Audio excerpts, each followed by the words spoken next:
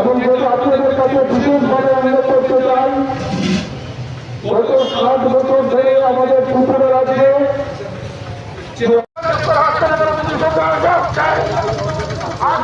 Doctor lakh নিয়োগ করার জন্য বিজু সরকার যাচ্ছে, হাসপাতালে ডাক্তার নিয়োগ করার জন্য বিজু সরকার যাচ্ছে, জব চাই জব দাও জবাব তোমাকে দিলেই হবে, জব চাই জব দাও জবাব তোমাকে দিলেই হবে।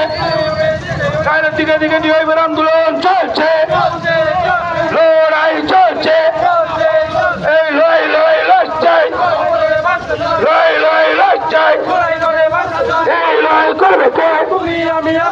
এই লড়াই করবে কে? এই লড়াই শেষ নয়, এই লড়াই শেষ নয়।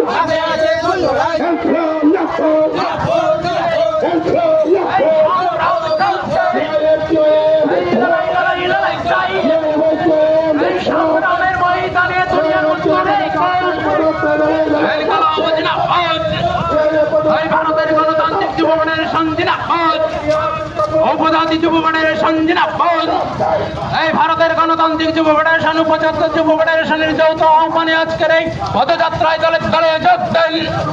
এই পদযাত্রা থেকে আওয়াজ তোলেন সেই রাজ্যবাদের বিরুদ্ধে, এই সন্ত্রাসবাদী বিজেপির বিরুদ্ধে।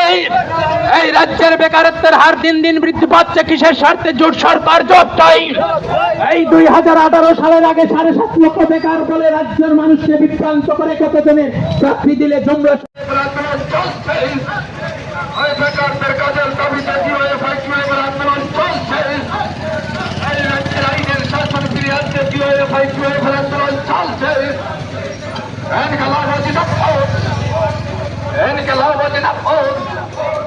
ভারতের গণতান্ত্রিক যুব ফেডারেশনের নিরাপদ, উপজাতি যুব ফেডারেশনের নিরাপদ।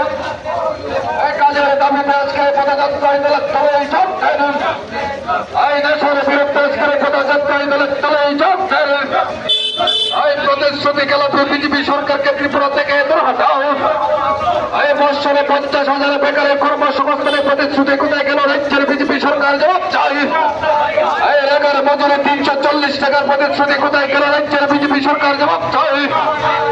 এই বৎসরের রেগার কাজ বৎসরে 200 দিন করার প্রতিশ্রুতি কোথায় গেল? রাজ্যের বিজেপি সরকার জবাব চাই। এনকাল হবাজি না পদ, এনকাল হবাজি না পদ, ভারতের না পদ। এই প্রতিশ্রুতি গেল